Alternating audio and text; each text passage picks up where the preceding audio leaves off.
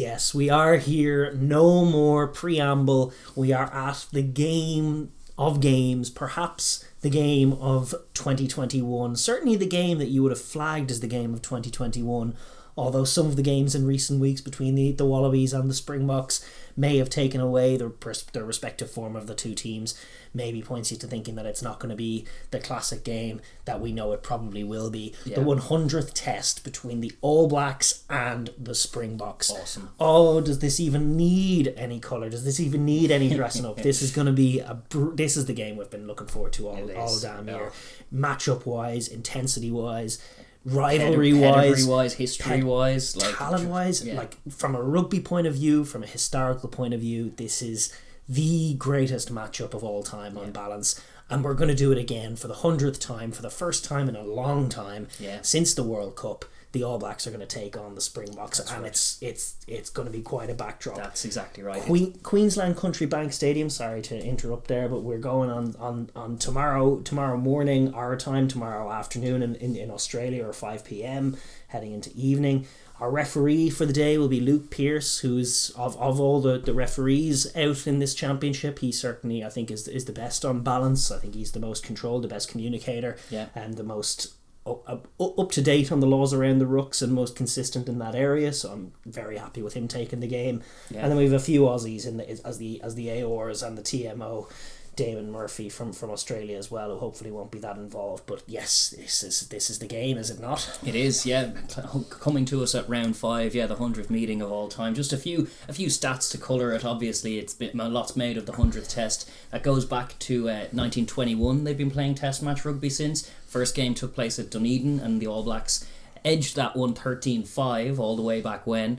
But yeah, there's a few other famous footnotes there. The All Blacks' first away win in terms of on tour with series win in South Africa came in 1996, a full year after they were first crowned world champions in 95, and that's kind of parallels here as well. Just in terms of World Cups as well, if you need any argument, these are the two most successful, most decorated teams in world rugby. 3 World Cups each, 6 between them. Like just awesome. Of the 99 games played thus far, the All Blacks have the winning record. They've won 59 times. The Boks have won 36 times, and 4 matches have ended up in a draw. And then just as well, we have the longest winning streak, which was the All Blacks. They had 8 wins in a row, I should say, between 2001 and 2004. The Boks, their biggest winning record is 6 in a row. That spans from 1937 to 1956. Actually, such was the more sporadic nature of Test rugby back then. We didn't have Rugby Championship, obviously. Still the biggest winning margin is the All Blacks. That 57-0 drubbing from 2017. That the Bok fans don't like people bringing it up, but it did happen, and it is still the record holder for the largest winning margin. But then, interestingly, the highest scoring game we've ever had between them was a 55-35 All Black win in 1997. I don't think we'll be getting that one either. I don't know if we'll be getting that one either. Massive scores in that one. But yeah, just so many great games throughout history. What a matchup. It is the iconic matchup in Test rugby. It's the iconic clash of styles between the big, the bullying, the defensive, and the bold, the brash, and the speedy. Pioneering maul back in the day that the All Blacks were flummoxed by, and then the razzle-dazzle offloading rugby that can absolutely bamboozle the Boks too.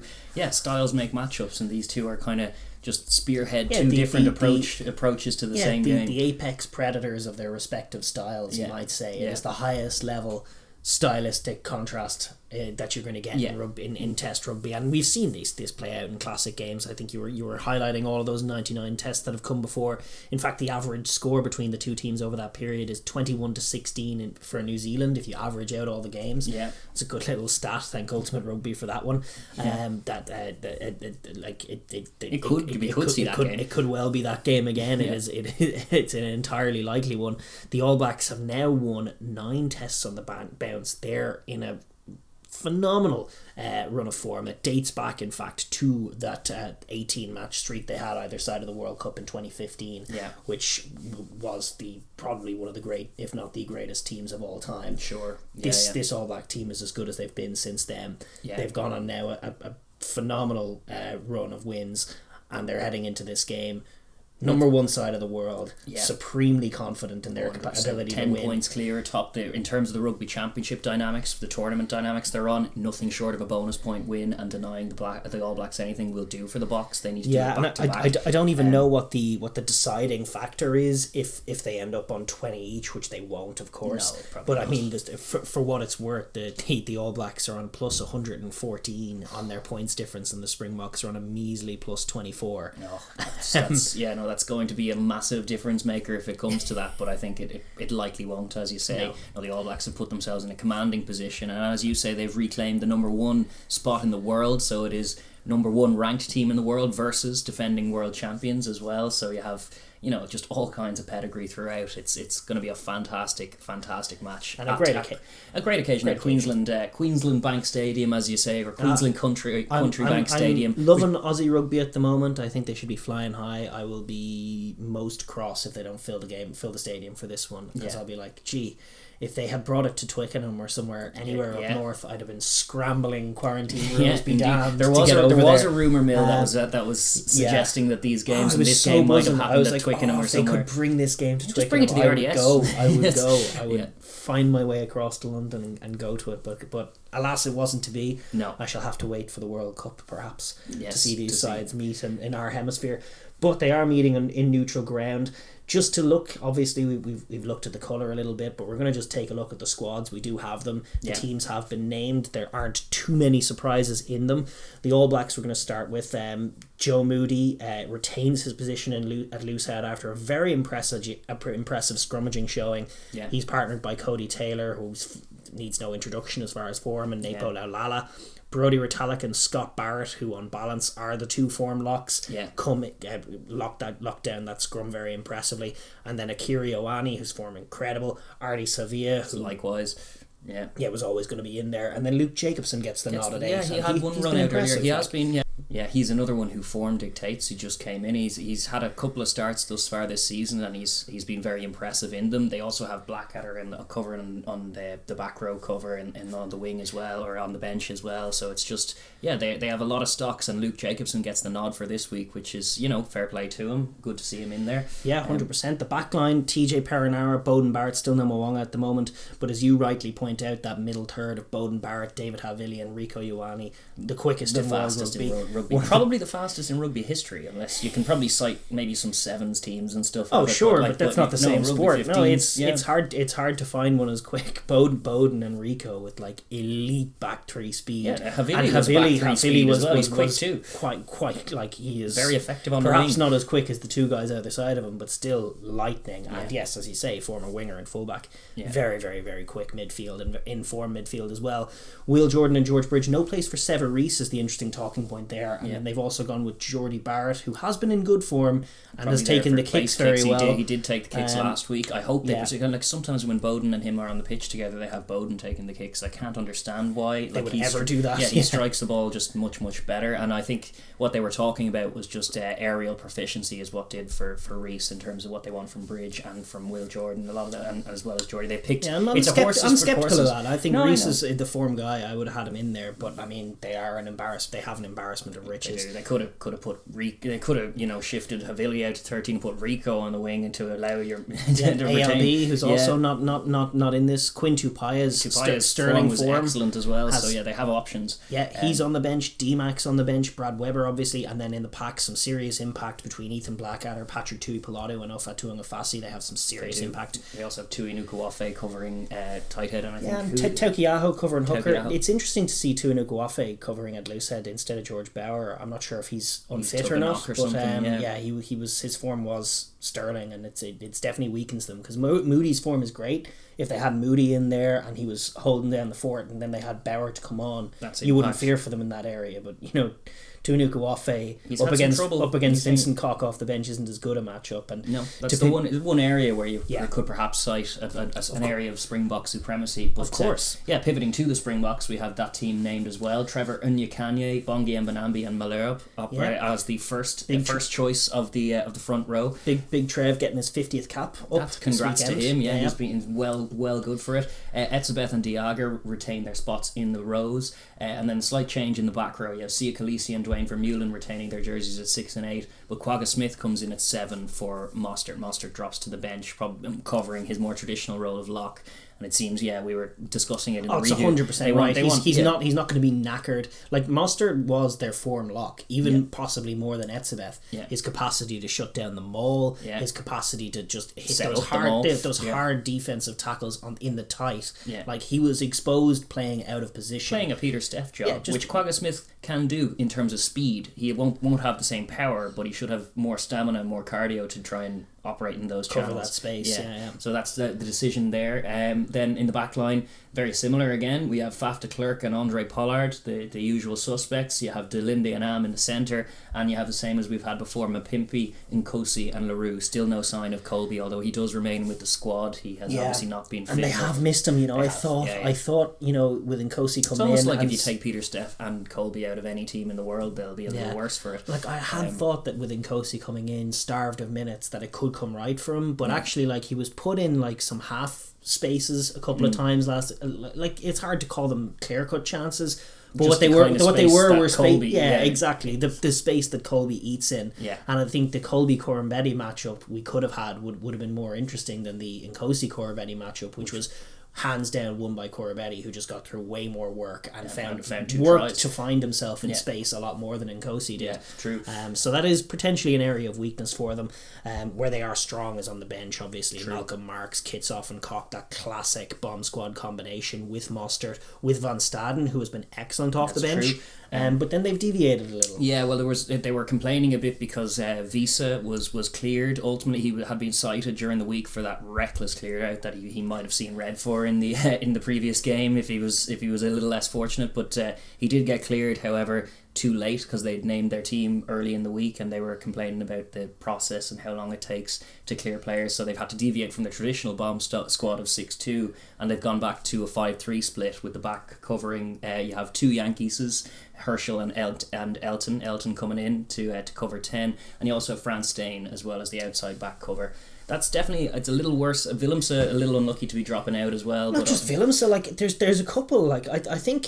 Yeah, it's interesting. It'll be interesting to see if they genuinely trust Herschel, Elton, or even Francois to come on towards the tail end of the game. If the game's in the balance in the last quarter. Or even if they need to do something, if they need to inject something. Like, all three of them have their moments. Well, I would say Elton hasn't really had many moments. And Elton's 31 now, and I would have thought at this stage, if it was going to happen for him, it would have happened already. I think he's one of these guys who struggles at the top level. To be honest with you, Visa gives me that vibe as well. Like, he's very good when the level's a little lower, but when it gets higher, he gets loose and silly and does commit mistakes like we saw last week. Sure. So I don't think it's hurting them too much. I think Van Staden's actually the right man to have on the bench. Yeah. But from that back point of view, I think, like, the two that are glaring for me are Reinach and Willemse, whose form has been immaculate. Like, Reinach's form is unequivocally better than Faf's, let alone Herschel's. And yet they just like the balance of having Herschel on the bench, and then Reinach will start if Faf doesn't play. They're not deviating from that script. I think that's wrong. I also think Willemse, like, they have two goal kickers on the bench here. Like, the obvious one is Elton instead of Willemse. That doesn't make sense because Francois can come on and kick goals. Willemse has been great off the bench. His scramble defense is great. His aerial ability is great. His work rate, his hustle. He's one of the guys who isn't suffering from the conditions as much. He's sprinting out there, which isn't true of all of them, including De Linde. And Franz Stein, like, he's old and he's big and he has that frame that might struggle in this heat against a team that is playing at a speed like no other team in World Rugby. So. Like, I've sometimes when I go out there in a preview and question some of these things, I end up with egg on my face. Comes in and kicks with I end up with egg on my face. Of course that's possible. Of course Nienaber is the guy who's in there with the squad and making these decisions and is undoubtedly more informed than I am on this stuff. But I'm a little skeptical looking at those three back subs. I'm not sure if they got the balance quite right. Yeah. But they do still have a lot of impact on that bench. They do, and a lot of power just throughout that team as well. So yeah, those are the two teams that will be going into battle this Saturday. Yeah, it's still just a lot of quality there throughout. And we're gonna look now at the winning conditions for both teams and preview how they're gonna go about tackling this massive fixture. And we're gonna start with the host for this week, which is the All Blacks. Technically, considering they do home and away fixtures, even though it's all in Australia, but this is technically the All Blacks home leg. So we're gonna start with them and look at how they're gonna look to assert themselves the number one team in world rugby by doing the job on the Springboks. It'll start pre-game. I suspect they will roll out Kappa Opango. Yes. They've been keeping that under wraps. They have. It's been Kamite all season long. Kamite all the way until the 100th Test match against the Springboks, when you might see a Kappa Opango. I think that's what we're going to see this week. I think they've been keeping it under wraps. They haven't been wasting it on so no one be making tea during the hacker or anything. You'll want to see that one. It's gonna be impactful. They're going to look to start well. Like there's a myriad ways the All Blacks can win this game. They are in sensational form. They look a lot fresher than the Springboks do right now. And winning the forward battle is a legitimate possibility here. True. Winning the scrum is a legitimate possibility. Their nuts and bolts are very well put together. Yeah. But they're going to want to get it done with their offense. They know that that's the most likely thing. And they're going to have to be patient as well. I mean, they know what the Springboks... They have to assume that the Springboks are going to bring something close to their A game. I think you're going to have to expect that they're going to revert to type. They're going to kick a lot of ball. They're going to look to own the territory. They're going to try and mind their P's and Q's and discipline and not give the All Blacks easy entrances. But also slow their ruck up with ferocious contests and counter rucks, but try and keep it clean. Exactly. So the name of the game for the All Blacks here is to be patient. Yeah. To understand that the box dominating the game doesn't have to be reflected on the scoreboard, and that you can do more harm than good if you try and force the issue. Like if you're finding yourself pinned back early doors, or that the Springboks are getting on top of them, that they're just not having the territorial ability to have a platform in the early game, they need to stick to backing their defense, backing their set piece when they get the ball, kicking it deep, and daring the Springboks to score against them. Yeah. And then ultimately, when half an hour rocks up, when even 20 minutes rocks up, whenever the ball falls for the All Blacks, knowing that they're going to be the team that is going to strike, that is going to have that clinical edge. The last time we saw these two face off was in that World Cup pool game, which was a game that the Boks lost, and it was one that they had dominated for the opening quarter for like 3 or 6-0, and the All Blacks struck back, bang bang, try, which is their tried and tested formula against the Boks. The Boks, their style is to dominate for much longer periods, and ultimately their scores come a bit more methodically, a bit slower. The All Blacks will be looking to be the lethal team out there that can just rack up scores in a matter of moments, and that's why as you say, patience is key. They can't be discouraged if they're repelled a couple of times in the opening, which they may be a little lateral, as they were in the opening Bledisloe test, where they were trying to go wide early and they were shut down by good Wallaby D. And that's it. Like the Springboks like to eat on defense. Like if the Springboks have come out with that energy and the All Blacks are finding it hard to penetrate on the inside, and hence there's nothing there on the outside, they shouldn't be and they won't be afraid to kick the ball from that middle third, to play a bit of defence early doors, and to wait for their opportunity and be the team to strike in that opportunity. And that's key. I think another area that's obviously massively important is the aerial game. They've highlighted they've that. picked a back three that has, it speaks to their thinking about it. They know what to expect coming at them. They've picked kind of non-vertically challenged groups of their myriad of riches there, and they're going to look to counter off those kicks. They're also going to engage in some of those kick tennis battles, but they should focus on kicking in field, as has been the recipe against this Bok team. Protracted periods of play within the field of play, like 5 minutes of constant footy and the ball changing hands, that'll suit them more than it'll suit the Boks. 100%. You get that every game in Aotearoa. Exactly. They're happy enough if possession changes hands a few times in one sequence, and then suddenly there's an opportunity where they will sniff and they will go into a transitional kind of play. Like transition and turnover is where they are so good, but similarly kick return, which is they're going to be afforded opportunities on kick return if they can navigate. I think somewhat. It depends. If they're kicking on their terms, are going to be chasing those kicks. They're not going to be offering much. I think they need to be cognizant of the fact that the Springboks are trying to generate their own chaos off those high balls, and really the job is for Messrs Jordan and Bridge and Barrett in that back three to defuse them. I think the other Barrett will probably be helping them out in the back three. Yeah, I said Bodie in the backfield on defense is no brainer. He covers so much ground and helps with that transition. If it's on, then you have two Barretts and a Jordan folding to the blind side. You know, there's room. They just have to be conscious of not giving the Boks easy moments, like dropping the ball and allowing Nkosi to gather.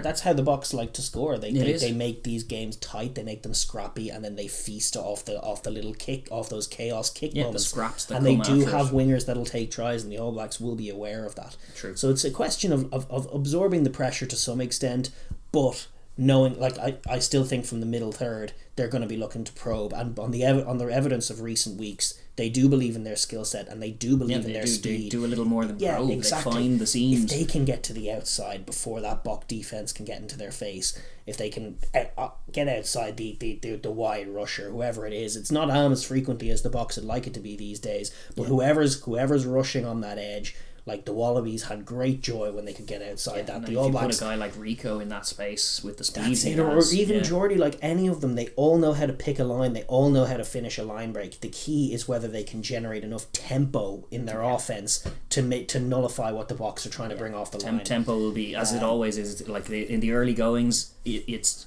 a bit of a chess match, and it's kind of an arm wrestle, and you can have 3-pointers exchanged, but one of the things you can get a glimpse into how things are going to open up in the last quarter from the first quarter is who's managing to jostle control of that tempo, and you'll have such a clear point of difference between these teams. The Boks will want to play a slower game, want to have a bit more kind of breaks in play. They want to move set piece to penalty to set piece, whereas the All Blacks will want to keep that pace a little more frenetic and a little more high, and whoever's succeeding at that in the early exchanges, that'll probably go a long way towards deciding this fixture, and the All Blacks will be looking to keep the ball in playtime high, keep the tempo high, and just get it to the edge. When they got it to the edge, even against the Pumas, the spaces that open up for the speed that they have, the speed and the footballing ability that they have all through that back line, the middle third, and then the lethal wingers outside to finish. And even Geordie coming from deep picks wonderful lines of great distributors, and really from 10, 12, 13, even Rico, phenomenal distributors. The real question is whether they can get that clear ruck ball like they got against the Pumas. I'm thinking for that early flowing sequence that resulted in the Tuipolotu try against the Pumas last week, when they managed to get to the edge, and I think it was Taukiaho or whoever it was, got like a dynamic carry, got through the gain line.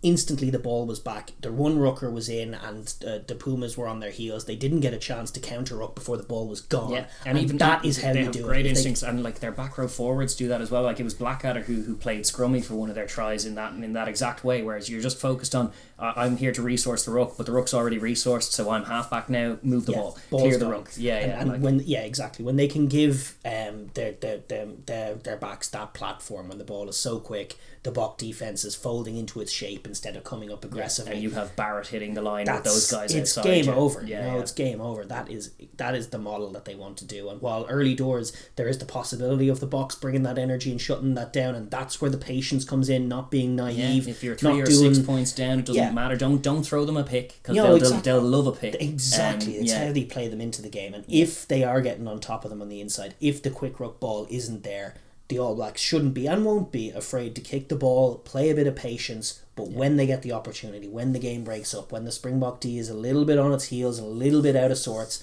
when they isolate that perhaps, instead of Am in the 13 channel, it's Pollard or Faf de Klerk or Willie Leroux, they'll go for them. They'll go at them. And that's what you have to identify. This is true. All of that backline have a decent boot as well. Like if Willie kicks well, and they should be dialing in, because given that you're playing the Boks, you're going to expect a bit of kick tennis. There'll be a chance to kick a 50-22, an aggressive 50-22, or even just a chip over the line, just to keep all them of honest. these. Just mix it up and keep them honest. You do want to vary your kicking game, but you broadly do want to keep them in field and probing in various ends. I can't remember which Bledisloe game it was, but when Bowden was at 10, it might have been Bledisloe 3 when they got that early try that came from a Bowden grubber. Yes, that was a good that try is with the level of execution the All Blacks have. That try is there against the Boks sometimes. I know Faf sometimes goes out the back, but sometimes he finds himself up in the line, and when he finds himself up in the line, those little spaces in behind attacking rubbers or attacking chips definitely pay inroads. Yeah, the tight five and the back row forward unit as well will have to work ferociously hard to sustain their tempo, which is what they have been doing flawlessly all season. Yeah. They just can't let that pace drop. Guys like Jacobson needs to be like committed to hitting a load of rucks, clearing a load of rucks, getting good clean ball, which is what they thrive on. Similarly, their lock union, they don't have Whitelock, who is their main weapon at line-out time, but these guys who have been in, even last week with the different personnel again, they've shown a really good ability to nick crucial line-outs. They deflated the Pumas a few times with crucial steals. It'll have the exact same effect against this Bok pack if they're looking to set up a maul, rather than try and defend the maul, which is very tough to defend. Just nick the ball if you can get a read on. It's one of those little things that the Boks, being a forward-oriented team that they are, they do respond. The heads drop a little when they can't. 100%. They're expecting to march up and set up a line-out drive, and instead it's poached and then counter-attack. It's on Brodie Retallick to take the lead on that. Whitelock likes to take the lead. I think when it's Retallick and Scott Barrett in there. Retallick's a little more rangy. He's just got them more attributally suited to doing it. A little more than Scott Barrett, who's very much your tight head tougher lock. To lift. Yeah, exactly. Just a bit heavier. Yeah. So it is on Brodie to lead that defensive line out. And then the other area, like, this is where I talk about there's so many ways they can win this game, is like the expectation is that the Boks are going to be that defensive marauding force we saw in the Lions tour. That we know so well. But what we saw last week was the explosive dynamic carrying of the likes of Taniela Tupou, skittling them with footwork, and you'll fancy Artie Seville, fancy his chances in those open spaces. Artie Seville, Akira Ioane, whose form is incredible, and also I think one of the key matchups, and we'll talk about this from a Springbok point of view, is what goes on in that 12 channel between David Havili and Demi and Lindy. Two different types of 12s, similar to the different types of side that they are. You have very much the brick wall Dialinde, but he hasn't been thus far, versus the pacey kind of outside back converted to a 12 who plays distribution, and who's been just in great form. Really off since the first game I saw him wear 12 in a Crusader shirt. It was like, that's where problem solved from the Hull-Blacks point of view, and he hasn't missed a beat since then. He's only got better, and that is like if they can game break and he can win that one-on-one matchup and just break the spirit of the Bok D before it starts off set pieces with that footwork, with that like deceptive explosive ability that he has, and then at times needing the link to add to that, which he does have in abundance as well, like Karevi did, where you can just get an edge on a contact. And then, like, Karevi had guys running off him, but he didn't have guys running off him like Rico Ioane or Bowden Barrett. Or Will Jordan, who find himself in under the sticks. The game-breaking potential of this all-black backline on offence is truly mouth-watering. And, if they can get favourable matchups anywhere on the pitch, they will be looking to attack. They will be looking to strike. They're similar. There are a few other classic recipes to all black footy. Grab a try pre-half time. They've done it in every game this season, as we've highlighted. And the Springboks have slowed down after 30 minutes. They have a tendency to gas and flag a little bit in the 30 to 35 to 40 minute mark, whereas the All Blacks just switch on to a ridiculous extent. It's championship minutes for a reason, and they look a championship team this year. They'll be looking to stick the dagger in just before half time and then twist it on the other side of half time and then have it all sewn up by the end of the third quarter, as is their way. So if you see them managing to pull the Boks this way and that, if you see the Boks holding it together but ultimately being slightly behind and then a try goes in just before half time, that's the All Blacks really painting. They're painting their picture, and then they're ready to get into their groove, and they're going to introduce the likes of Damien McKenzie in the second half, and that's when it's a bit more open and there's a bit more ranging space out there.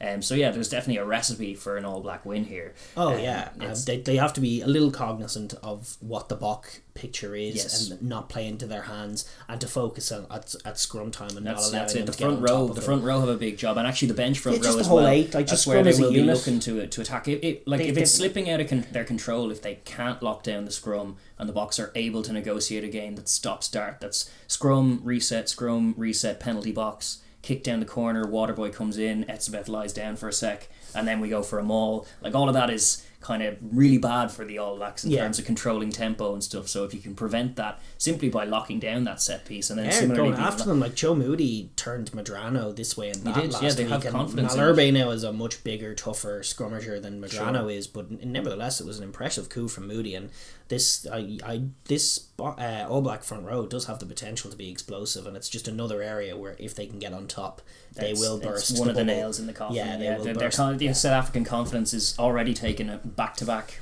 shellackings in terms of they weren't expecting quite what they got from Australia, and now they have to face the mighty All Blacks. So it'll be easier for the All Blacks to make them come unstuck than I think it will be for the Springboks. I think more has to go right for the Springboks in this matchup than for the All Blacks. So yeah, as you say, if they can keep patient, keep disciplined, focus on your skill set, and yeah, sure, that'll probably be good enough to see you home, because it has been all season. So yeah.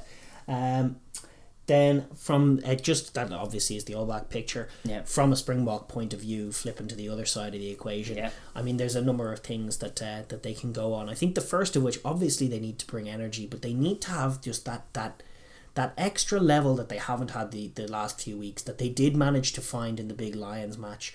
The understanding that the pride of the nation is at stake, and the feats that brings out of this group. They're an emotionally charged bunch at their best. They very much are. And Razzie seems to have a kind of direct line to their emotionally charged bone, whereas Nienaber does seem a bit more cerebral, a little bit kind of more of a calm voice in there. But they definitely do need a little bit of kind of the bullish, adrenaline-fueled kind of intensity to that defensive effort. There is potential to get it out of them this week. What kind of hacker response do they want? Well, they've suffered 2 bad bruises the last couple of weeks. They were really poor last week. Yeah. They have 2 more weeks in this campaign.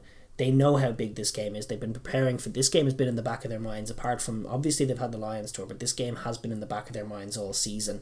And now all of a sudden everyone's doubting them again. They're under pressure again. And I tell you what, the All Black media, they've been going in as they always do. The antithesis of their team, in that they seem to work overtime trying to get the All Blacks to lose by tempting fate.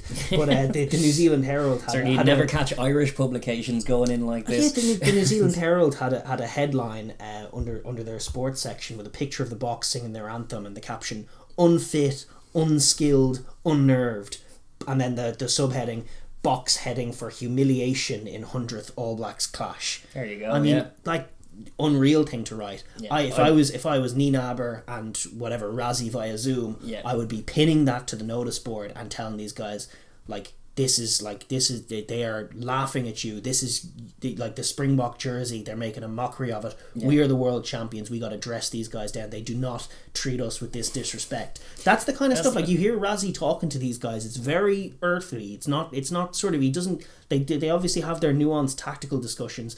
But in terms of getting the best out of them, a match week thing as opposed to a match day thing. It's an energy thing. The whole defense does hinge on their ability to reach almost inhuman levels of energy in terms of getting off the line with explosive speed.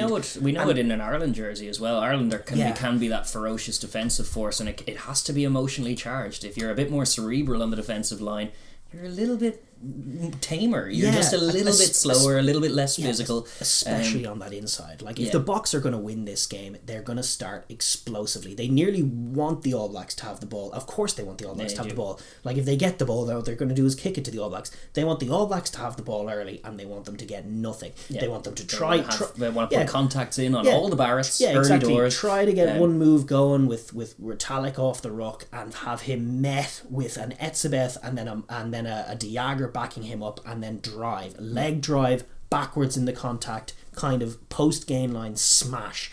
Getting it, they have to mind their discipline. The things can burst their balloon. It can't be high. It can't be if they get off your feet at the ensuing ruck, hands in the ensuing ruck, undoes all that good work. Of course, and that's where their quality has to show, and their temperament has to show, and how they have to marry the emotion with the reality of the game. But they do need to have that sort of sublime energy where they just get out of the line and give you nothing on the inside. We are bigger and stronger than you, no matter how big and strong you think you are. We're giving when they dealt with Itoje in that second test. Itoje, after having that immaculate first test, and he is one of the best in the world, no doubt about it. And they just gave him nothing. They hit him all day long. That's the kind of performance they need. They need Brodie Retallick going backwards straight away. TJ scrapping for ball. And then all of a sudden when Bodie gets it, there isn't anything there. There's just, he looks to his outside, and Am and Lindy have just come up in that space, and it's well, I could try a really speculative cross-field kick, or I could take a contact, or I could just heave it downfield, which is what I'll do. Those are the ultimatums you want to leave in Bodie's hands, rather than options where he's like, do I hit Rico? Do I flash it right? Do I step myself? You don't want to be floundering and giving him all kinds of space. You want to be up in his grill and making it very, very tough and suffocating. It remains to be seen. It's an open-ended question to me whether they can perform that way that you are demanding of them in the conditions that they're playing in these Australian games, because it just seems that the game takes a shape that's different. And I know, like, from an Irish point of view, watching Ireland play in Australia, we end up being a little bit more expansive as a team. It's just a different track to be playing footy on. So there's definitely truth to what you're saying, but I think there's another element that's led to them just losing it a little bit in the last couple of weeks. I think they've lost energy as a unit. Yeah, well, they've done a lot of work, and as we were highlighting, like, you take Colby and Peter Steff out of a team, you're going to be weaker for it. They've done a fair bit of matching. They've been in that bubble, and they look a little weary. It's hard to re-energise for an occasion like an Australia game. Like, it was easy enough to dial in for the Pumas, first of all, because the Pumas is an easier challenge than the Wallabies. True. It was at home. Once they'd won that Lions tour, and then they had the next 2 weeks against the Pumas, so they had to immediately transition into that, and they got those wins done, and then they had to fly out to Australia, and all of a sudden, like, the weight of everything that they'd done already in that 5-week period started to eat on them, and they couldn't find it again. But this game, in the context of what's being written about them and what's being said about them, and the 100th test, and the history, and the rivalry, and their number one tag being gone and people starting to write them off again, all of that has to feed into an aggressive, bullish defensive task. It does. Because what I will say is, this All Black team is the best team without question that Razzie's Springboks have faced. Like, they're not Razzies, they're Ninabbers, but they are Razzies as well. Since Razzie came in and that transformation happened, they have not played a team this good. Not before or after or during the World Cup have they played a team as good as this All Black team. The All Blacks were a shadow of themselves in the World Cup. They were only glimpses. This All Black team is polished. They're true to their identity. They look the best team in the world. It is a tremendous challenge for this defence, and obviously without the likes of Peter Steff du Toit, guys like Quagga Smith are going to have to find themselves. Huge job. He, as we were saying, is more of a like for like, in that they wanted Mostert doing the Peter Steff role just because Peter Steff is so bizarrely huge and physical, being a former row player himself. To have him as a number 7 with pace like a Josh van der Fleer off the line, like, who'll just race up into the 10's face, you want to have that pace more than that power. The power is a great attribute that he has that makes him probably the best in the world at that particular task. But when you don't have him available, you still want that speed to cover that ground, and if Quagga can stick his tackles and be ferocious and fueled by emotion like that, that'll probably give license for De Allende to just at least not be doubting his inside, so that he can be a bit more solid, and then Am can start dictating things from the 13 channel rather than having to run around himself, come inside. He was playing pillar a few times, and they just look discombobulated without that link there. And Quagga's a smaller guy than Mostert and than Peter Steff du Toit, but he'll have to cover the ground and hit very hard. And they all will. I mean, there was moments last week, obviously, like, just uncharacteristic moments, the likes of Bongi and Manambi just falling off tackles. Like, this stuff obviously can't happen, and they're against elite offensive operators who have more agility and power than they are used to dealing with at any level. Even against the Lions, some of these guys they're going to be up against are freakish.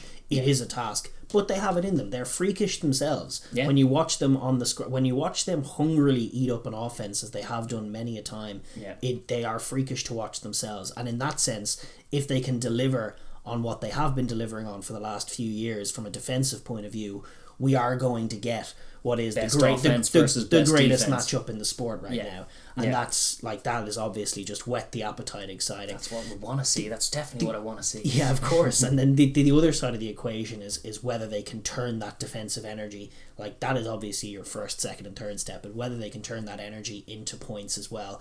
Like, the MO of this team has been defensive tries, chaos chaos high ball tries, where they manage to make shite of the high ball and then get a elite back 3 player on the ball in a bit of space and finish the try from there. Like, Villy LaRue has been great in those little plays. And obviously we know how lethal Mapimpi and Dinkosi can be if they get into those space. And then the third equation is maul tries. Those are their 3 man, they there can get are that three going. ways to score. So defensive tries, turnovers. It was how they beat them in Wellington as well. I mean, they did concede tries in that game, but their defense ended up their defense was like net maybe -7 or 10 or something like that, because it actually generated two tries itself. It did, as well as conceding a few, because that has to be happening. If they can grab a pick 7 under the post from a shoot, that'll be excellent for them. That's kind of their recipe for success. Similarly, like on that end of the defense, like obviously we know that they overload their wingers with the shoot, then the shoot has to be spot on and they have to follow and that's that. what's been so poor the last 2 weeks. The shoot has been all over the place. Like they're committing to shoots either when they're way off or just like half committing to them. Like only not, one person not committing. sprinting. No, well, like you need to have them in harmony. Like a lot of times when they're shooting in concert and you have Delindy first, aggressive shoot, and Mapimpi even more aggressive shoot over the top. And like, yes, there is maybe an over the top pass there, but it's already swallowed up there. They need to be on the money, and all three of those back three guys, Minkosi, Mapimpi and LaRue, need to be willing to accept that they will be forced into 1v1 tackles at some point. Like they are going to get outside them at points, and it's going to be up to them to snuff that play out. They need to do it, because they were also poor in that area and against the Wallabies, just falling off tackles out wide 1v1, and that's just inviting the try. And that's what they haven't had as well. The scramble D at its best is a thing of absolute beauty. True. And of course the discipline will have to be minded. Yeah. Like if they're a step off the pace, they will fall off tackles, they will give away penalties, and they'll lose heavily. They will. And that like they are aware of that possibility, and that's why that cannot be how they rock up to this game. They have to be fever pitch, the best that they can be. Ferocious and emotionally charged, but also leaders like Vermeulen and Khaleesi to be a calm influence in that chaos, and they can, like, if they can put the squeeze on through their things like their maul, things like a set piece, and they can control it and make it the game that they want to play, rather than, like, they were citing it last week against the Wallabies, and we mentioned as well, they actually had more possession than the Wallabies, which is unlike them, because when in their defensive showings they're just kicking the ball to the opposition and defending, so they end up with like 30% possession and yet outscoring them by 2 scores. They kind of got suckered into playing a bit more of a fast and loose game that they weren't very good at. They didn't trust their D, and that was the concern. Like, they looked off, and we can speculate as to why they looked off, but just the only fact is you're looking at the evidence, and it's like they look off. The question is, will they be off this week? They'll need to be on, and that's the reality, is that they'll need to be on. I would isolate 2 very key men in potentially pivotal men in the tight 5. First of all, Big Trev, 50th cap, didn't get to impose himself in the game last week. He was up against Tupou. It was tough. It was kind of a stalemate while he was on at the scrum. There wasn't anything major happening, but he wasn't able to get on top of Tupou. No crime there. Tupou is phenomenal. But he went off at half time with a knock that was, or even actually slightly before half time. That was disruptive. He needs to, like, when he's at his best, when he's at his best, he is an insanely aggressive, insanely effective loose-headed scrummager, way better than he is a tight head.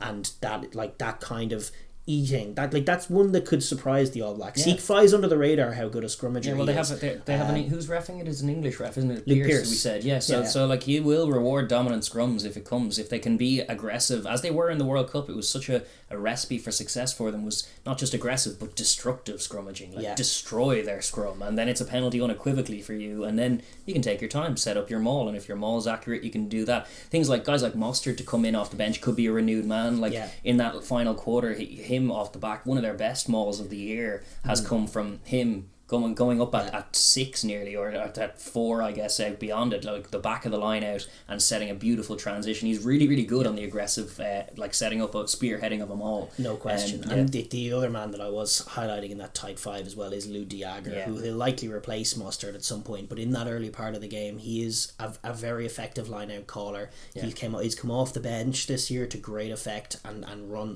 that Springbok pack and that Springbok set piece really, really effectively. If he can be one step ahead of the likes of Retallick at the line out, and just give them that security at set piece and allow them to flex their muscles at set piece, that's how you start to see the Bucks. That's how you put a little bit of squeeze on the All Blacks and slow them down, by making them stop your maul and making them tackle your big hard carriers, and getting like Faf will have to be sharper. He'll have to channel that energy he brought to that first set of the second half last week, where he was frenetic and bringing his carriers on with lovely tempo and precision as well in his passing, and then finding a little space for a grubber to find a try. Those are good multi-phase assets. He'll need to be sharper than he has been from minute 1. I still personally don't envision them scoring. Like, they will get a maximum of one try out of like multi-phase offense, and it's not likely they'll get any. Yeah, the All Black defense has been stellar. They'll kick threes if they get down. If they like milk penalties and kick threes, because the All Blacks will oblige you if you do that. And then the question is, it's on their defense. Can they stop them? And what do you think? Can they stop them? Can they stop them?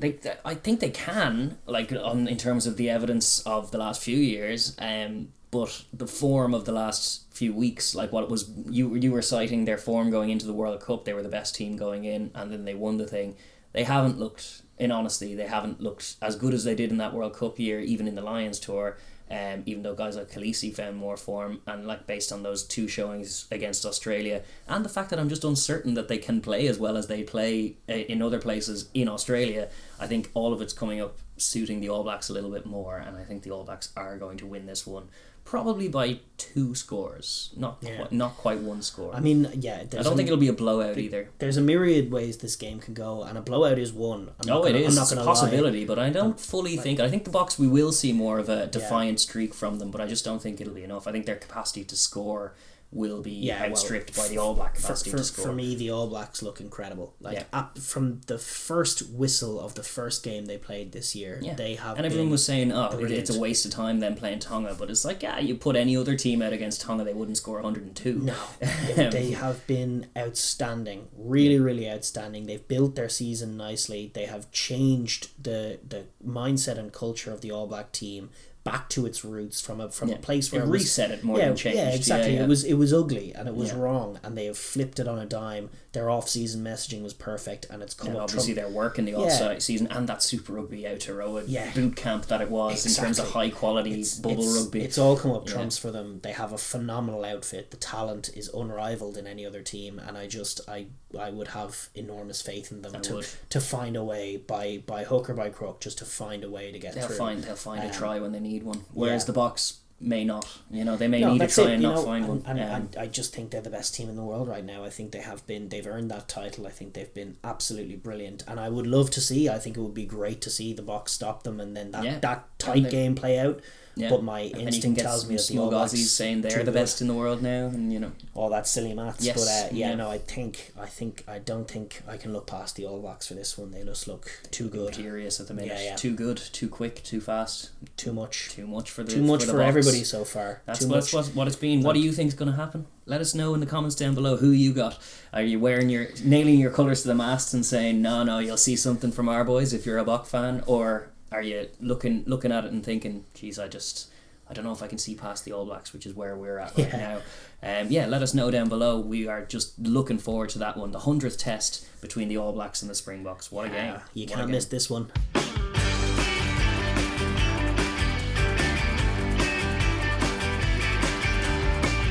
Thank you for watching the Overlap Rugby podcast. If you enjoyed that video, please be sure to like and share with your friends. And if you'd like to hear more of what we have to say, please be sure to subscribe and click that bell so you get notified when we upload our videos. And please join the comment section as well. We like to get a fun conversation going here.